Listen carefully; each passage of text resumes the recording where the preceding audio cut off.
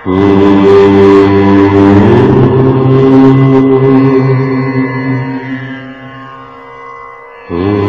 ब्रह्मंकर ए संसार एक विचित्र रंगमंच। आदि सृष्टि कालरू दृश्यमान अदृश्यमान अनंत कोटि जीवंकर विचित्र लीला ए रंगमंचरे होइथाए। भगवत इच्छारे प्रेरित होई जुगे जुगे जोग जन्मा महापुरुष माने अवतीर्ण होइथांती एवं जीवनर महत्व मानविकतार विकास दिगरे अनेक उपदेश नीति नियम सृष्टि करि बसंती।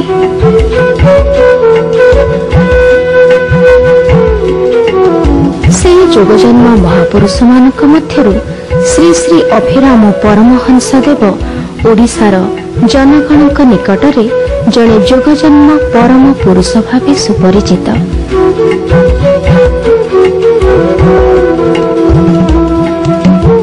विगत अर्ध शताब्दी अधिक काल धरी ए देशर लक्ष लक्ष नरनारी तांको ऐश शक्तिधारी अवतार भावरे ग्रहण करे पूजार्चना करि आसिछंती। से जोगजन्मा महापुरुषंकर जन्म स्थान हेउछि पुरी जिल्ला निकटवर्ती करमला ग्राम रे।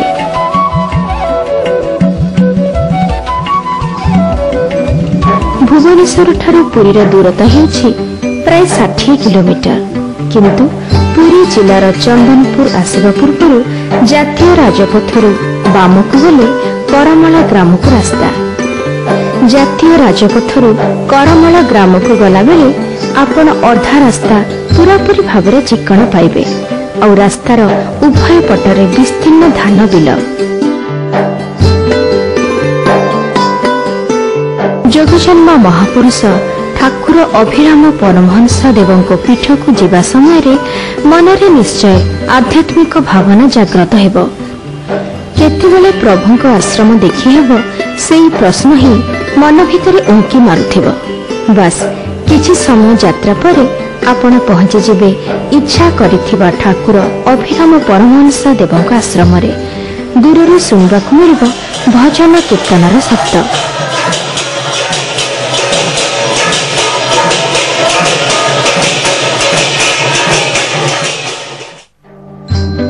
पुरी जिला ब्रह्मगिरी थाना अंतर्गत लुना नदी तीर अवस्थित करमला ग्राम एक क्षुद्र जनपद।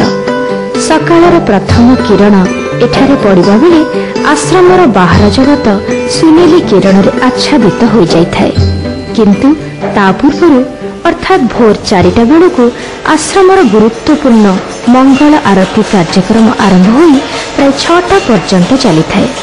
एथिरे आश्रमर समस्त साधु सन्थ आश्रम बासिंदा माने अंशग्रहण करिथांती। ए मंगल आरती जोगु समग्र अंचल भावभक्ति परिवेश मुखरित हो उठे।